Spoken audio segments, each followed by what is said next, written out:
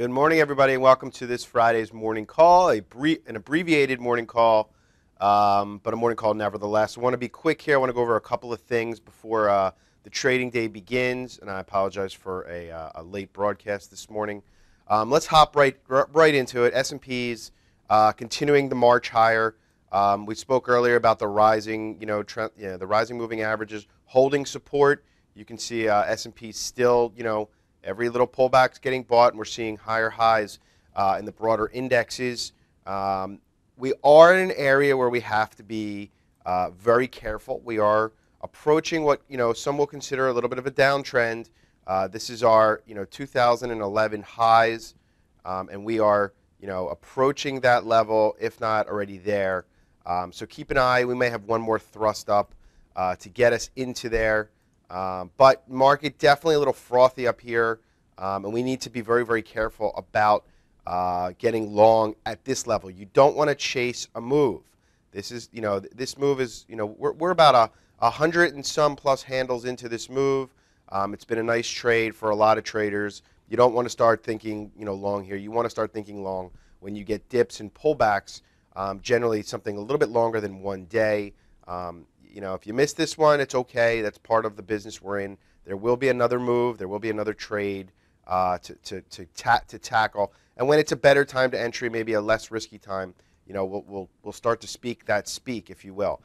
We have an unfilled gap here. If we go back in time, and again, I always look to the left. This is basically the end of July into early August when we saw that thrashing here in the market. It started with this very, very quiet breakaway gap. You can see this open gap up here.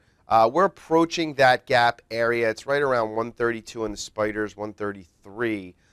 So I think that could be like a magnet here short term into the next day or two before the market may put in some sort of short-term topping signal. So keep an eye on that level going forward. The news today, obviously, tech behemoth Google, what was a picture of massive strength just about 2-3 weeks ago has now become significantly different as the stock is down about 8-9%.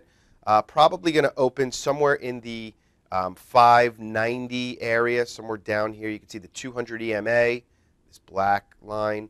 Probably an area, buyers are going to try and come in and pick some bottom here. But nevertheless, the stock is at a very, very interesting area. We have this pattern here. This is a pattern I've highlighted before. And it is a pattern of chaos. It's what we call broadening top. And you have lots of ebbs and flows, lower lows, higher highs, lower lows, higher highs. We got a little bit of an overthrow here, but it's when basically a stock will jump out of a pattern only to then retreat. And when it retreats, you can see how fast it comes back. And now we're back, somewhere down in this area. What to do here? I don't think there's anything to do right here and right now. If you are a day trader, you could probably trade the intraday, shorter term ebbs and flows. If you're something a little bit longer, maybe somebody who's looking to put money to work, at this point, at this level, probably not that safe to be a buyer. Even if you wind up paying up, I'd wait for a better setup in this stock as a 10% move down has significantly changed, the way this stock looks technically. So I think more time will be in the cards there. Some other, earnings-related news. IBM up a little bit pre-market on decent earnings. IBM, something we've been talking about, has not really been a strong stock, hasn't really performed too well relative to the market. Maybe this earnings jump will be a catalyst to get this thing to turn back up. Who knows? I still wouldn't be a buyer. I'm still a little risk averse here. I really want to see it get above this pivot high. That's it's right under 190 before I actually believe something has changed here. So keep an eye on IBM today to see how the market reacts to, or how price reacts to this earnings news. Not breaking away, not really gapping up or down out of this general range. We can take a look at the weekly chart here. We've been in this range for a few weeks. The 180 to 190 range. We're still in that range with this earnings. So until we really break out of this area, I'd say no reason to put money here until something significantly changes. Microsoft, another earnings trade. Decent earnings. Let's take a look. Let's take a look here, pre-market.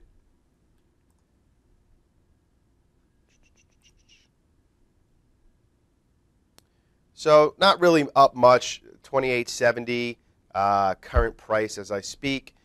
We closed yesterday around 28.12. So, up a couple of pennies, up about 50, 60 cents here. So not really much of a move. Microsoft's seen a nice run into earnings. So again, market's telling us it's kind of a muted reaction. Maybe the price was built in as the stocks had a nice run from 24 to current levels. Earnings not really taking us much higher or much lower at this point. One thing I do want to look at, we're going to take a look here.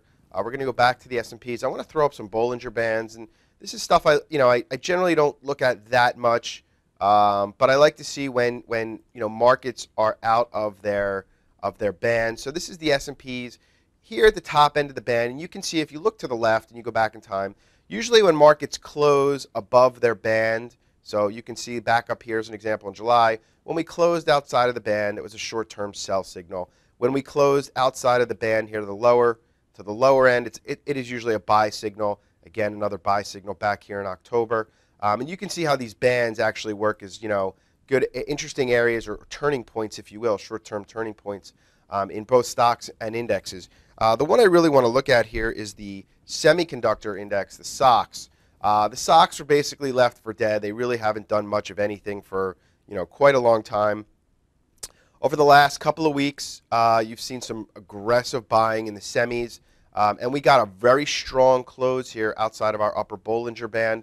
This is probably going to be a short-term sell signal, something to keep an eye on. Ring the register if you've been making money long the semis. It's been a nice trade for a lot of traders, especially on the virtual trading floor. But again, remember, let's just look at the data. We look to the left. We look for closes outside.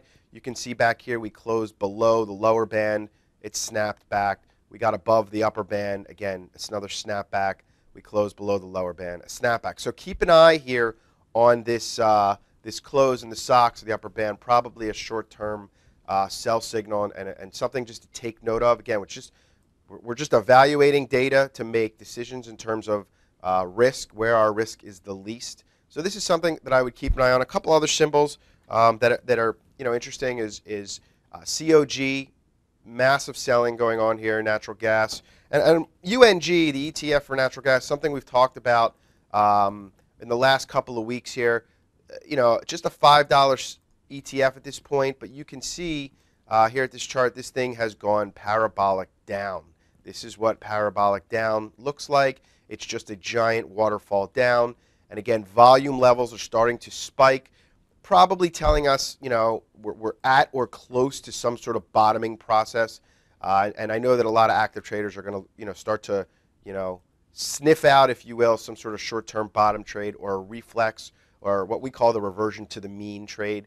The volume spike here is one indicator. A couple closes riding below the lower Bollinger Band, and really just very stretched to the downside. So, 1 or 2 more days probably could be ripe for some sort of snapback here in natural gas. For those that are, that is what they're looking to do. It can be a very, very successful style of trading if you are skilled and well-versed in how to enter and how to, mitigate the risk in that situation, because you never really want to step in front of a falling knife. But if you can time it right and you know what to look for, there are lots of opportunities there. So for those of you that are really more quicker day trading or short-term trading, something on the radar to look at. I'm going to wrap it up there. Like I said, an abbreviated morning call, just a couple of earnings plays we looked at, the broader indexes at a very, very critical level in this area. Again, you never want to try and pick tops. Let the top happen. Let some sort of topping process. With Google down 8% and big cap tech probably going to take it on the chin a little bit this morning. Could be an interesting day today. So we'll keep an eye out and into next week how this story unfolds with a lot of these earnings plays. As always, I'm Laz. Have a great day trading, and I will talk to you on the virtual trading floor in just a bit. Hi, I'm Sean Hendelman, CEO of T3 Live, where we train, coach, and mentor traders in order to help you put your money to work with confidence. The T3 Live approach is a blueprint for you to recognize, adapt, and ultimately take advantage of different market conditions. To begin your training with T3 Live, we would like to offer you the opportunity to enroll in our free 30-day online home study course. Fill in your name and email address, and I'll see you on the other side.